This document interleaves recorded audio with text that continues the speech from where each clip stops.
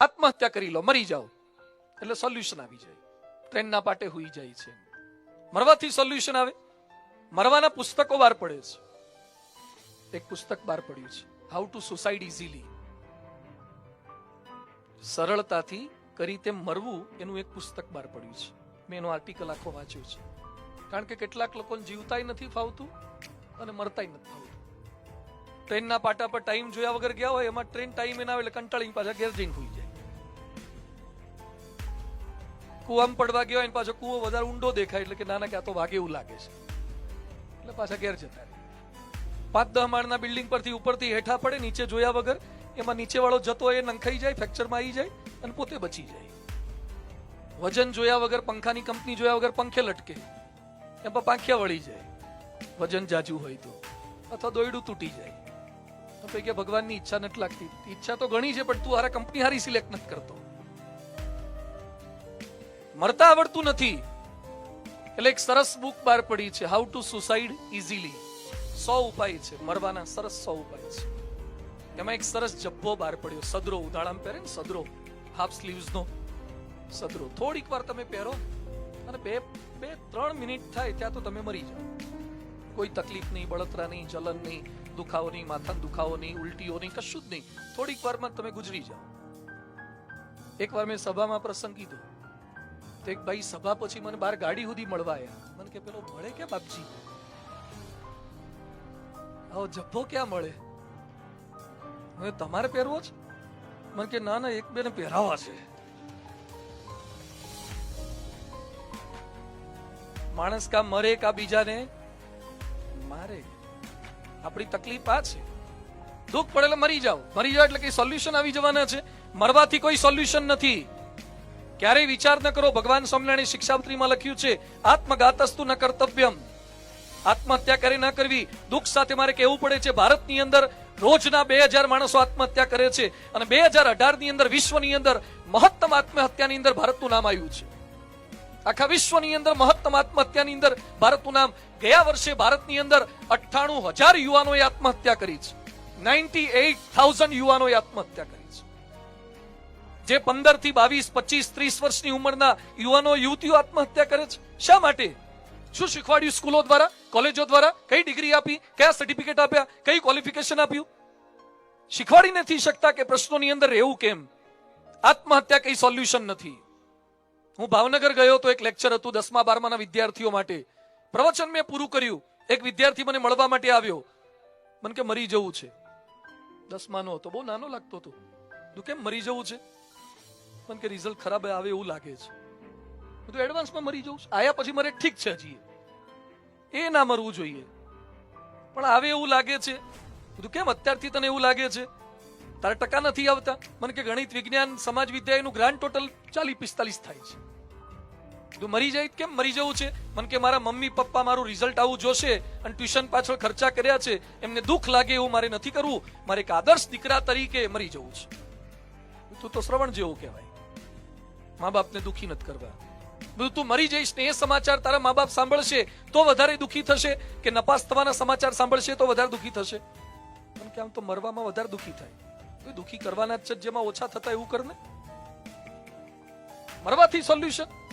વચ્ચે અમદાવાદની અંદર કાંકરિયામાં એક છોકરો મરવા પડતો હતો. 10મા-12માનું રિઝલ્ટ આવે ને ત્યારે અમદાવાદમાં, કાંકરિયામાં, વડોદરામાં સુરસાગર, જામનગરમાં લખોટા તળાવ, ભુજમાં હમીરસર તળાવ, ત્યાં જ્યાં તળાવ હોય, મરે એવું હોય ત્યાં ઉભા રાખે પોલીસને, કારણ કે અમુક લોકો પડવા જાય. એમાં અમદાવાદમાં એક છોકરો કાંકરિયા તળાવમાં પડવા જતો એટલે પોલીસે રોક્યો. ભાઈ કેમ પડવું છે? એટલે મરી જવું છે. કેમ? કે રિઝલ્ટ બહુ ખરાબ આવ્યું છે. પછી શું થશે? કે મરીને પછી સારું ભણીને રિઝલ્ટ લાવીને બતાવશું. કરો ક્રાંતિકારી કહેવાય. મરી જઈશું સારું રિઝલ્ટ લાવશું. એટલે પોલીસ બુદ્ધિશાળી હતો. પોલીસ કે તું મરી જઈશ ને નવો જન્મ આવે સીધો નીટમાં જીમાં આવીશ, તું 12થમાં આવીશ, એ ગ્રુપમાં બી ગ્રુપમાં આવી જઈશ. ના ના, કે પેલો ડાયપરમાં આવીશ, બાળોતિયામાં આવીશ, પેલો તો કિન્નર ગાર્ડનમાં, નર્સરીમાં, જુનિયર પ્લે હાઉસમાં એમાં આવીશ. તો પોલીસ કે દરેક ધોરણની એક પરીક્ષા તો થાય. નાના કે એમ તો 3 થાય, ટ્યુશનની જુદી થાય.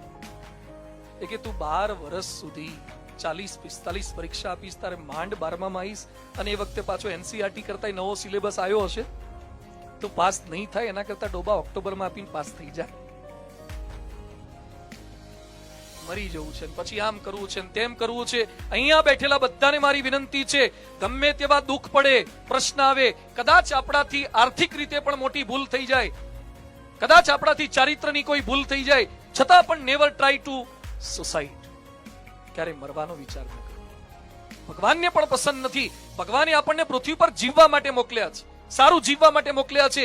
દુનિયાના દરેક તાળાની ચાવી હોય છે, એમ દુનિયાના દરેક પ્રશ્નનો જવાબ હોય છે. તાળું બને ત્યારે ચાવી બની જ જતી હોય છે, તમને વાપરતા ફાવી જોઈએ. એમ પ્રશ્ન જ્યારે બને છે એ જ સમયે એનું સમાધાન મનની અંદર હોય છે. તો પ્રશ્ન એની વચ્ચે મરી જવું, કોઈને મારી નાખવા, એ કોઈ સોલ્યુશન નથી. જે તમને નડે છે મારી નાખવા, પતાવી દેવા, એ કઈ સોલ્યુશન છે? અને એમ બચી શકાય? માઇકલ જેક્સન બહુ જ પૈસા વાળો હતો, છતાં એને 23 જણા નહોતા ગમતા. એના માટે એને યજ્ઞ કર્યો હતો, ડચ તાંત્રિક રાખ્યો અને 75 લાખ રૂપિયા ડચ તાંત્રિકને આપ્યા હતા યજ્ઞ કરવા માટેના. એમાં એને જે 22-23 જણા નહોતા ગમતા, એના નામ લખાયા હતા સ્ટીવન સ્પીલબર્ગ, જેણે જુરાસિક ફિલ્મ ડિરેક્ટ કરી હતી. આવા 23 જણાને મારી નાખવા માટે માઇકલ જેક્સને 75 લાખ રૂપિયાનો ખર્ચો કર્યો હતો. તમારા પ્રશ્નના સોલ્યુશન બીજાને મારી નાખો, સુપારી આપી નાખો, અને કોઈને મારશો એટલે ભગવાન યાદ નહીં રાખે. યાદ રાખજો, હાઈકોર્ટ સુપ્રીમ કોર્ટમાંથી છટકી શકાશે, એમાં બહુ નથી છટકાતું. શરૂઆતમાં એમ લાગે કે ગાય ઘાસ ખાય તો દૂધ આપે, અહીંયા તો સીધી અમુકને તો ઘાસ ખાતા પછી રબડીઓ જ નીકળતી હતી, પણ રબડી દેખાડી પછી તો જેલમાં જવું પડ્યું. તકલીફ થાય છે, પાછી થોડાક સમય પછી તકલીફ થાય છે. એ બધાની વચ્ચે પ્રશ્નના સોલ્યુશન શું છે નહીં યાદ આવે, ભગવાન યાદ નહીં રાખે. મહાભારતમાં સરસ ઉલ્લેખ આવે છે, ધૃતરાષ્ટ્રના 100 દીકરા મરી ગયા, 100 દીકરા મૃત્યુ પામ્યા. એટલે ધૃતરાષ્ટ્રે કૃષ્ણ ભગવાનને પ્રશ્ન પૂછ્યો કે મારી શું એવી ભૂલ, મારા શું એવા પાપ, પાંડવના 5માંથી એકેય ન મર્યા અને મારા 100 દીકરા કેમ મરી ગયા? એ સમયે કૃષ્ણ ભગવાન શું કહે છે, આ જન્મે તો તારી ભૂલ છે, પણ આજથી 50 જન્મ પહેલા તું પારધી હતો, આજથી 50 જન્મ પહેલા તું પારધી હતો. અને એમાં તે એક ઝાડ ઉપર ઝાડ નાખી, નીચેથી અગ્નિ પ્રજ્વલિત કર્યો, એમાં મોટા પક્ષી ઉડી ગયા, જે બખોલમાં માળામાં નાના નાના બચ્ચા હતા એ હલવાઈ ગયા, ભરાઈ ગયા, એ બફાઈ ગયા. એ બચ્ચાની સંખ્યા 100 હતી. એના પાપે કરીને આજે 50 જન્મ પછી તારા 100 દીકરા મળ્યા છે. યાદ રાખજો, ભગવાનના કમ્પ્યુટરમાં ક્યારે વાયરસ આવતા નથી, એમાં કોઈ હેકર્સનું ચાલતું નથી, એમાં કોઈ કરપ્શન ચાલતા નથી. જે કઈ ભૂલ કરી હશે, કબીરજી લખે છે, ચીટી કે પાવ में झांझर बजता है वो भी मेरो साहिब सुनता है. ચીટી એટલે કીડી કેવડી હોય, પાલનપુરમાં કદાચ આવડી આવતી હશે. કીડી આવડી હોય, કીડીનો પગ કેવડો, કીડીના પગમાં બાંધેલું ઝાંઝર કેવડું, અને કીડી ચાલે ઝાંઝરમાંથી ઘૂઘરીનો અવાજ થાય કેવડો. ચીટી કે પાવ में झांझर बजता है वो भी मेरो साहिब सुनता है. તો આગુ પાછું બારણું બંધ કરીને ભાઈ ભાભીનું કે આગા પાછાના ઘસાતા બોલે આવીશું, ઘસાતું કર્યું હશે, ખોટું કર્યું હશે. ભગવાનના કમ્પ્યુટરમાં ડેટામાં બધું સેવ નહીં થયું હોય, દરેકના ફળ મળે છે.